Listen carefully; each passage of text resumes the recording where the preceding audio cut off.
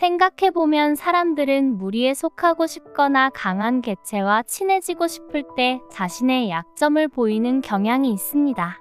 그래서 술자리에서 속마음을 털어놓으며 친밀감을 형성하는 경우가 많은데, 시간이 지나면 그로 인해 문제가 발생하는 경우도 적지 않습니다.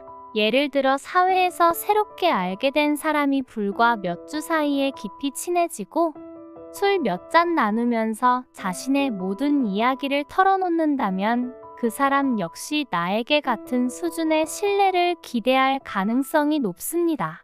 혹은 그 신뢰를 이용해 무언가를 바랄 가능성도 배제할 수 없습니다. 모든 사람이 그렇다는 것은 아니지만 이런 관계에서 불필요한 리스크를 짊어질 필요는 없습니다. 나의 약점을 전략적으로 공개하는 것, 그것이야말로 인간관계에서 중요한 요소입니다. 누구나 공감하는 척은 할 수 있습니다. 하지만 진정한 공감은 어려운 일입니다. 가령 누군가가 늦어서 사과하면 대부분 괜찮습니다 라고 반응하지만 그 사람이 정말 늦은 이유까지 이해하고 공감하는 것은 다른 문제입니다. 공감을 하려면 상대의 역사와 경험을 충분히 이해해야 하지만 이는 현실적으로 거의 불가능합니다. 우리가 공감한다고 느끼는 것은 결국 나의 과거 경험과 감정에 공감하는 것이지 상대방 자체를 이해하는 것은 아닙니다. 그렇기에 인간관계에서 중요한 것은 공감이 아니라 예의와 매너, 상대방에게 불쾌한 감정을 주지 않는 절제입니다.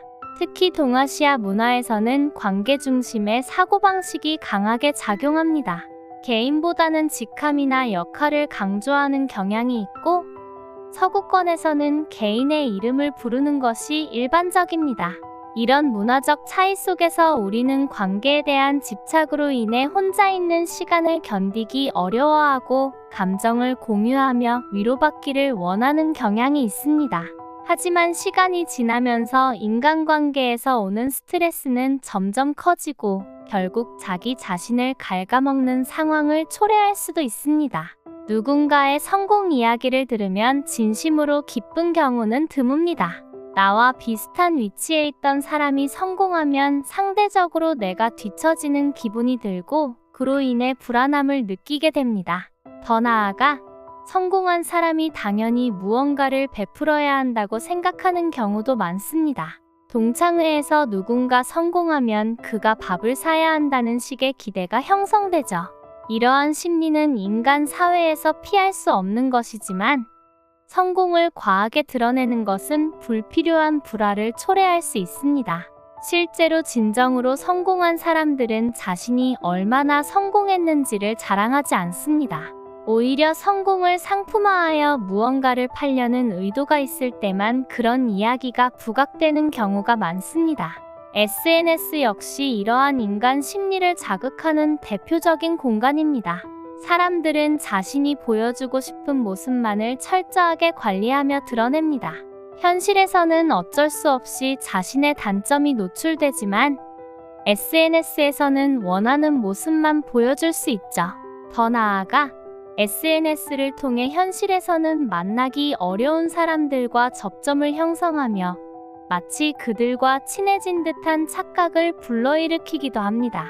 그러나 이는 결국 허상에 불과하며 현실과의 괴리가 커질수록 더욱 큰 고통을 초래할 수 있습니다.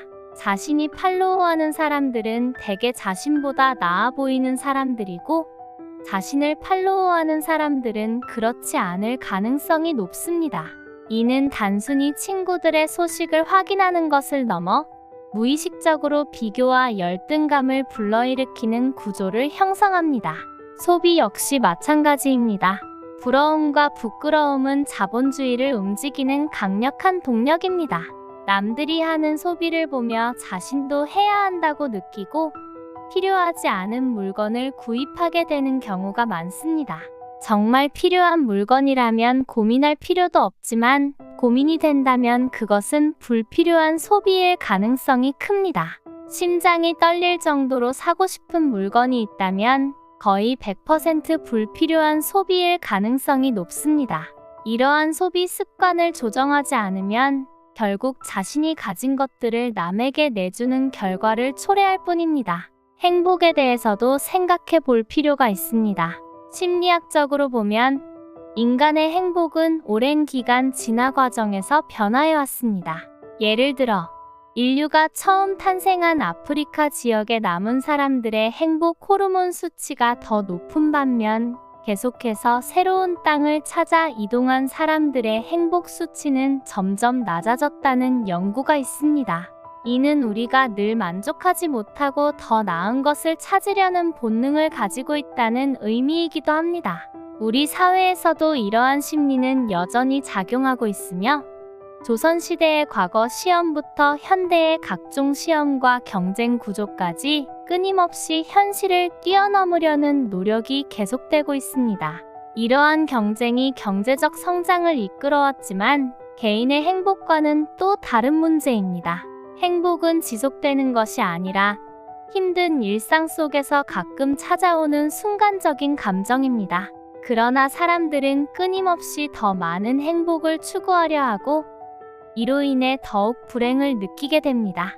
어떤 목표를 이루었을 때 행복할 것이라고 믿지만 막상 이루고 나면 또 다른 목표를 찾게 되며 공허함을 느끼는 경우가 많습니다. 중요한 것은 행복을 지속하려는 것이 아니라 순간의 행복을 온전히 누리는 것입니다. 마지막으로 자신의 삶에 대한 책임감을 가져야 합니다. 힘든 상황이 닥쳤을 때 그것을 외면하거나 남의 탓으로 돌리는 것은 근본적인 해결책이 아닙니다. 예를 들어 매운 음식을 먹었을 때 순간적으로 쿨피스를 마시면 잠시 덜 매운 듯하지만 결국 매운맛은 사라지지 않습니다. 문제를 피하려고 해도 언젠가는 직면해야 하며 그것을 스스로 해결할 때 진정한 성장이 이루어집니다. 남에게 의존하거나 환경을 탓하기보다는 스스로 문제를 해결하는 태도가 중요합니다. 젊은이들에게 좋은 일자리를 제공하지 못한 것은 기성세대의 책임일 수도 있지만 결국 현실을 바꾸는 것은 개개인의 노력입니다. 남의 말을 맹목적으로 믿지 않고 스스로 고민하고 의심하는 습관을 기르는 것이 중요합니다. 자신의 생각을 진정으로 검증하고 내면화하는 과정을 거쳐야만 남들에게 휘둘리지 않고 주체적인 삶을 살아갈 수 있습니다. 이러한 태도를 갖춘다면 어떤 상황에서도 흔들리지 않는 자신만의 기준을 세울 수 있을 것입니다.